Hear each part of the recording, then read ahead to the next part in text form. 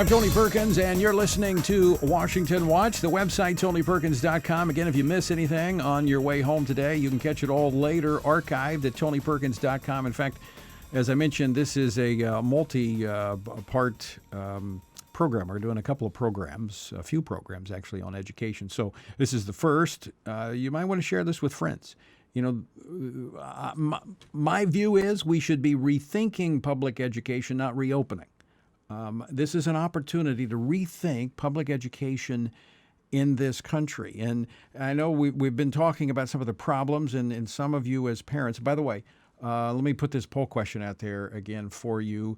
If you'd like to participate, you can text the word radio to 53445. That's 53445. And here's the question. As a parent, has the coronavirus and the shutdown in public education caused you to rethink education options for your children?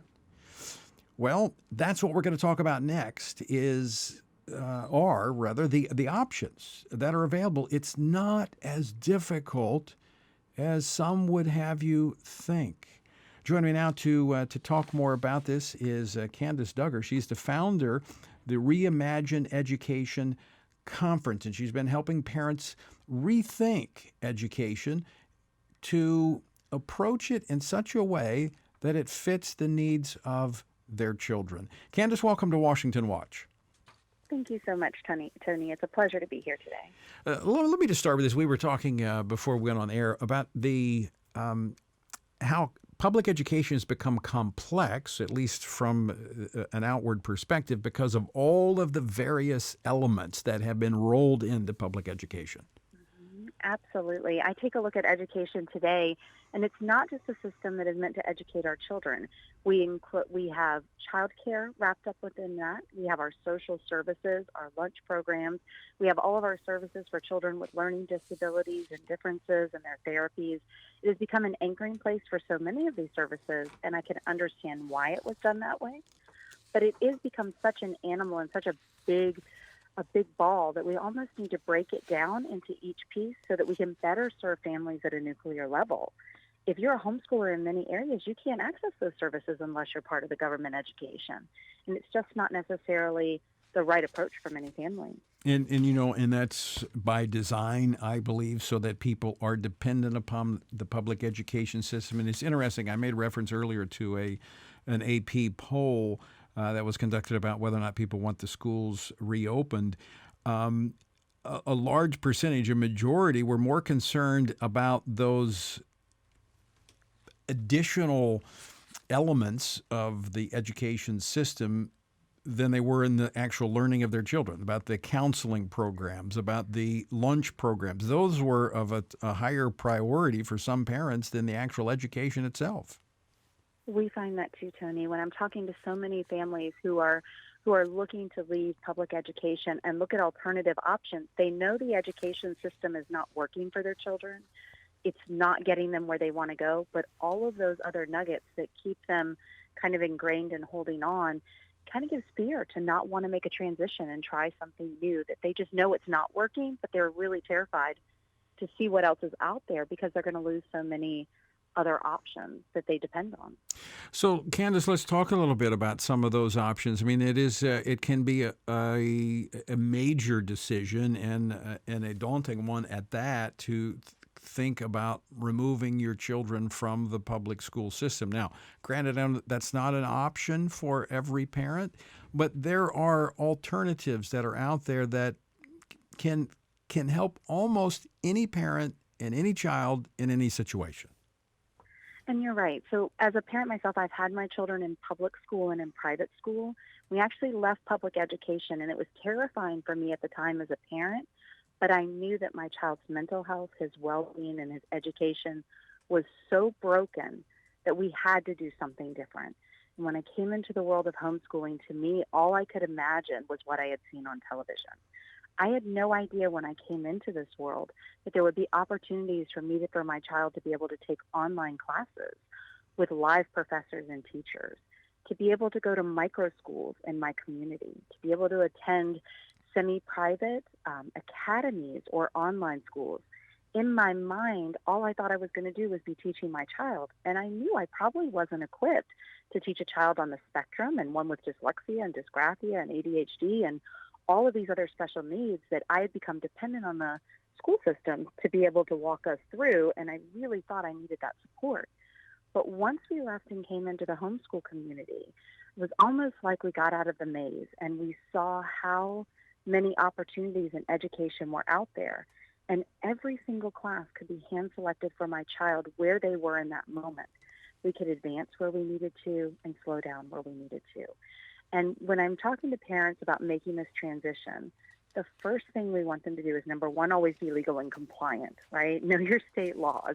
Know what that is. But once you get a handle on that, take some time to discover your child and do some research to figure out what alternatives are out there. For many families, the way of homeschooling from the 80s, 90s, and early 2000s are gone. Mm-hmm. It's almost like you're telecommuting your education, just like many of us telecommute our jobs from our homes now. We're Right. able to offer that for our children. So when families are fearful, it's not the education. You're right. They're able to wrap their brain around replacing the education. They're struggling to replace the other items that they're concerned about. Let's talk for a moment about the educational component, because I think even some are locked into this stereotypical view of education that you sit at a desk for so many hours a day and you got to go through this subject, you got to go through this subject.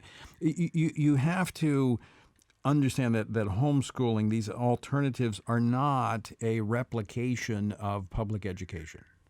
Oh, you are so right.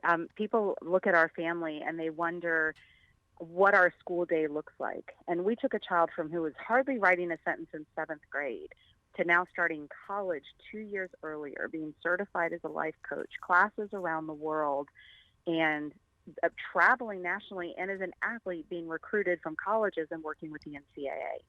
All of that happened, and none of it looked like traditional education. We didn't sit at a desk in our home with a computer from 7 a.m. to 3 p.m.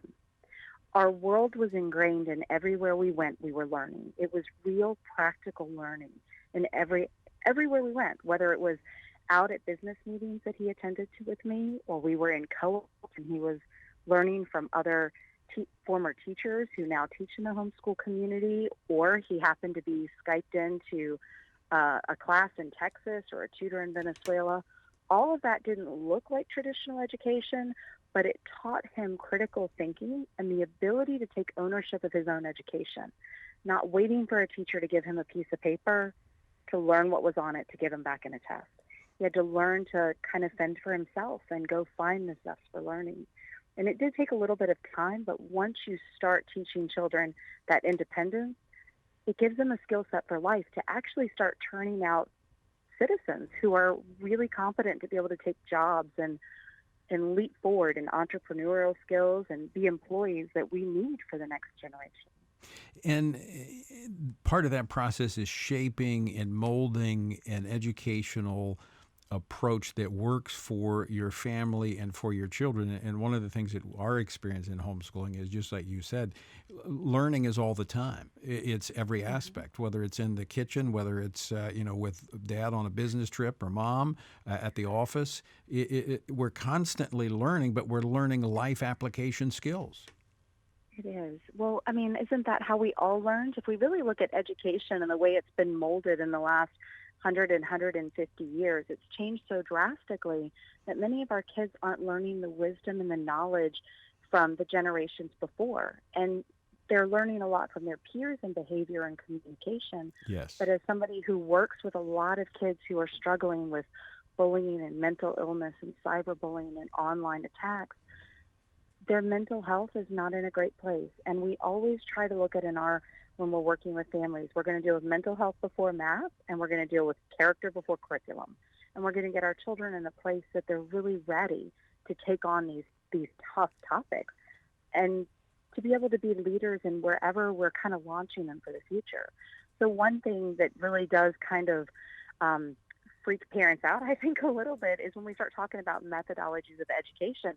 They really wonder if they're even going to be qualified to teach these different subjects. But the answer is yes. There are so many resources out there for you that you will fly high when your family takes the time to realize what your child needs and what your family values are and what the goal is for this child, you will find the right curriculum. It's almost like God just puts it in front of you. Yeah. For some families, that might be a classical education. For others, they're really looking for a biblical worldview. For others, they're looking for an unschooling or Charlotte Mason. Even though all these things may sound scary in the beginning, when you start to understand, you really do gravitate to a way that your family, your beliefs, and what you're looking to accomplish, it almost aligns perfectly. You have to get out of the mindset of your choice is band or music. Yeah. Right? You're going to go to choir or band. You have the choice in everything. That is so insightful, Candice, because there is no like one size fits all. It is just as you design your curriculum that works for your children, your family. Mm-hmm. And I want to tap into something you just return to something you said a moment ago about the influence of the peers when kids are in school and how they, that's kind of what shapes their behavior. 30 years ago, when I was a reporter and I did a story on homeschooling, and this was back in the 80s, when everybody was looking at early 90s. Homeschooling was kind of different back then, and people thought, well, they're not socialized. Well, actually, what we have found out is that homeschooled children are actually better socialized because they interact with adults and they can communicate much more effectively, and they don't have all of that negative peer pressure. You're right. I actually ended up having to break and recorrect a lot of the socialization that happened in school when I brought my children home. And a big part of the work that I do is actually training and equipping leaders and those in the homeschool community on how do we embrace these families coming out of public education who left because their children have attempted suicide, their cutting, the self-harming behavior, the just anxiety and panic to go to school. When we bring them home and they can take the time to figure out how they were created and what their talent is, really have the time to hone in on that, their confidence comes up in the world and they're not broken down. Their spirit isn't broken and they're ready to tackle harder things. I've really literally been from psychiatric wards of sitting with children and their families who know they can't go back, but they're terrified to make a transition. And 6 months later, when the child's home, and they've been able to put themselves and surround themselves by other healthy children who are, kind of able to help guide them in a social behavior way, they can make those transitions and they come out stronger. They're not having many times their mental health is just in such a better place, and they're actually not surrounded by peers who are trying to break them down every moment. They've been able to make that transition and find that not only do they enjoy their education, but they have a purpose and they're ready to go tackle that purpose. But it takes getting them to a point that they believe in themselves. And unfortunately, my experience, Tony, was that the public education system spent 80% of the time focusing on what my children did not do well. One's on the spectrum and one has severe learning differences. Most of their day was reinforced on how they're not able to learn. They had to hit those benchmarks so they could make their SOLs or their testing. When we came home, we spent 80% of our day learning how they were created and what they did well. And the other 20% of the time, we focused on how we could really kind of tweak and encourage some of those things that needed more help. But that one thing alone, flipping those numbers on their head, allowed them to have confidence that they had value. And that they were worthy and that they had something to contribute that was so much more than just failing the next test. And now my youngest, who's 12, is a published author, and he speaks and he travels and he's trying to get his first TED Talk. And all this from a child at 9 years old that found under the bed screaming and crying. I would rather die than go back there another day. Wow. 3 little years later. Powerful. Candice, I could talk about this all day long, but unfortunately we don't have the time because we're going to run out in just a moment. But before we do, I just got to ask this question for those parents that are listening and they're relating. They said, "Wow, that's where we are. I wish I could make this step. I want to go there." Lay it out as an educational transition expert. What are the first 3 steps? Number one, you need to know your state laws, and organizations like HSLDA or your state leader group will help you do that. You always want to be in compliance with your state laws.